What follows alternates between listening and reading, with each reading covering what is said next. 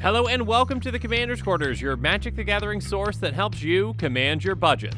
This show and episodes like this one are possible thanks to viewers like you. If you're looking for an easy way to help support this show, make sure that you like, share, and subscribe. Also, hit that bell notification icon so you don't miss any new episodes. You can also go check out our playmats and other merchandise at thecommandersquarters.com. We also have a ton of brand new t-shirt designs in stock, so make sure you check out those as well. Another easy way to support this show is with our TCG Player affiliate links. So whether you're buying a deck or individual cards, you can use this general link right here or one in the description. And the final way that you can support this show is by supporting us directly by becoming a patron. There are many benefits to being a patron, and I truly couldn't do this without all of their support. Hey everyone, Mitch coming in for the Commander's Core Studio. Welcome to the show. So this is just about the time of day when I contemplate that second cup of coffee, but we're not quite there yet regardless. Make sure you check out my episode from very early today, which is maybe why I might need a cup of coffee at some point. I'd slip out the back. But don't check that episode out or this episode out on Rigo Streetwise Mentor, which, this is going to be a very annoying commander, at least in my opinion. I know there's going to be some players out there that are very excited about it, but yeah, I don't want to play against it anytime soon. But don't leave just yet to check out that episode, because this episode is on what might be a Nastier Terastodon. So to see why I'm saying that about Soul of Emancipation, well, let's jump into it after you blame Eddie in the comments below, because if I make any mistakes on this episode or any, other reason you want to blame Eddie, just blame Eddie in the comments below. Alrighty, let's jump into it.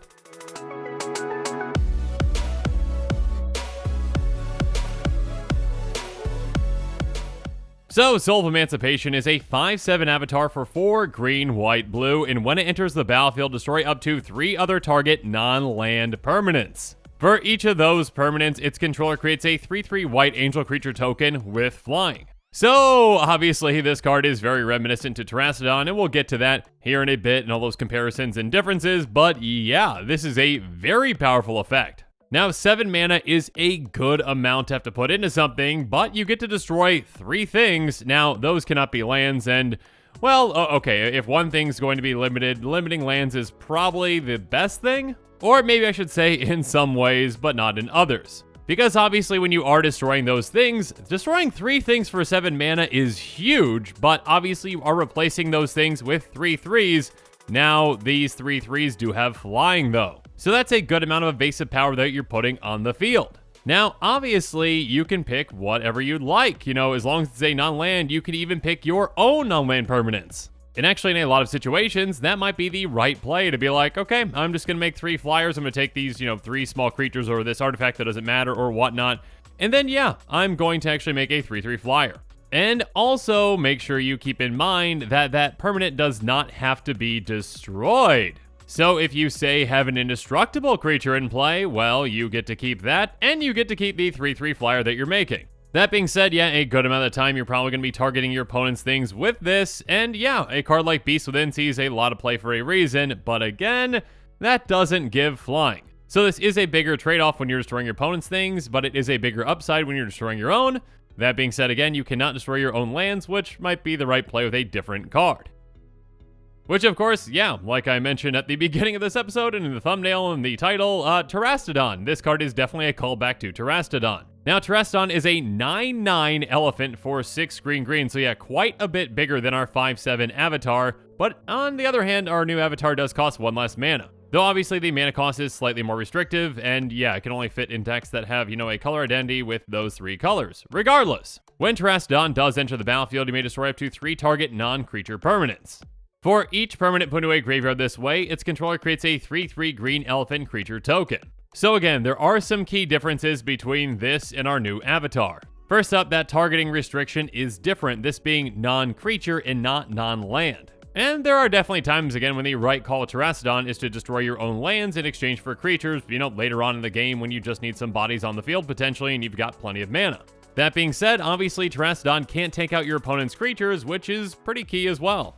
So the avatar has a leg up on that, but obviously if you are giving your opponents those 3/3s, now they have flying, and that can be problematic. That being said, if you are destroying your own things, again not being lands, you are getting an extra benefit now that they have flying, whereas with Terastodon, they did not. And again, like I mentioned, the avatar does not specify that those permanents have to be destroyed, but Terastodon does. It says for each permanent put into a graveyard this way, its controller creates a 3/3 green elfin creature token, whereas the avatar does not mention that at all. So yeah, again, if we've got an indestructible permanent in play, we can try to destroy that. We won't succeed, but we'll get a 3/3 angel. So obviously, each of these cards have their advantages and disadvantages when we compare them to each other, but both can be very effective. Now, that being said, obviously Terastodon can fit into more decks out there, and it actually, sees a good amount of play in Commander. A 9/9 that can destroy 3 things. Yeah, that's pretty good. And yeah, although this new avatar is in a more restrictive color identity, I still think it's going to see play.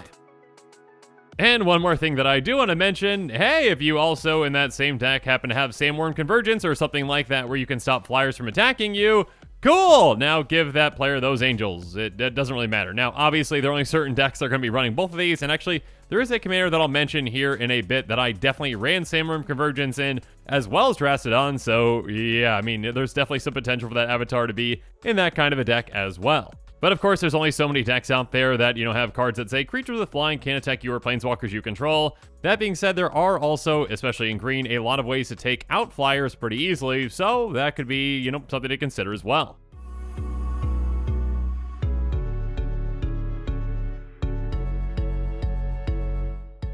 But yeah, when it comes to commanders that might want to consider this new card, one of the first ones that came to my mind was Rune of the Hidden Realm. Rune has pay 2 and tap, exile another target creature, return that card to the battlefield under its owner's control to begin the next end step. So a lot of Rune decks out there are all about blinking, and especially about blinking some very powerful creatures with some very powerful ATBs. And again, if your deck can deal with the trade-off of, destroying 3 things and giving your opponents 3 evasive creatures, well, then yeah, that can definitely help you out, and you very well might have some permanents yourself that you might want to destroy, and again, make yourself some 3/3 flyers. Next up, and yeah, one of my very first commanders that I ever built around was Jodah Archmage Eternal, and I definitely had Sandworm Convergence in that deck, and definitely helped me close out some games, actually. But yeah, it's a fantastic card preventing flyers from hitting you, and you get some worms, but regardless, Jodah. Jodah says you may pay Wooburg rather than pay the mana cost for spells you cast. So yes, with Sandworm Convergence, you save mana, and of course with this new avatar, you save mana, and with Terastodon, you save mana. So having another large creature like Terastodon that can take out multiple permanents can be good for a deck like this. Especially for one like this that has maybe a decent amount of spells that can also take out those angels too.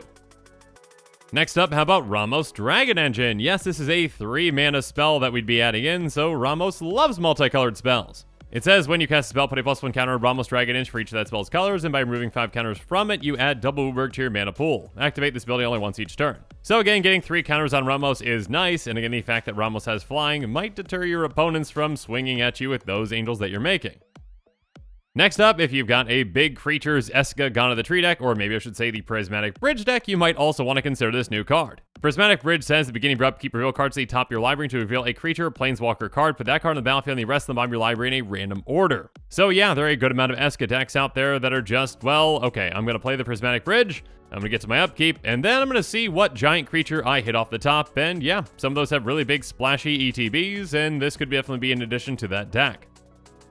And one final commander that I want to bring up is Morathon the Boundless. Now, typically, Morathon is built in a tribal direction, and yeah, you can basically pick whichever tribe you want, including Avatar, and there are a ton of powerful avatars out there. So when it enters the battlefield, you choose Avatar, and then your Avatar's spells cost Wooburg less to cast. This effect reduces only the amount of colored mana you pay, and then other avatars you control get +1/+1. So yeah, now instead of Soul of Emancipation being a 7 mana 5/7 that destroys 3 things, now it essentially is what, a 4 mana 6/8? So that seems like a pretty good deal, and again, there are a ton of powerful avatars out there that you can cast very cheaply with this commander, and yeah, I don't think 3/3 flyers are going to be all that problematic for you once you're building your board properly with this.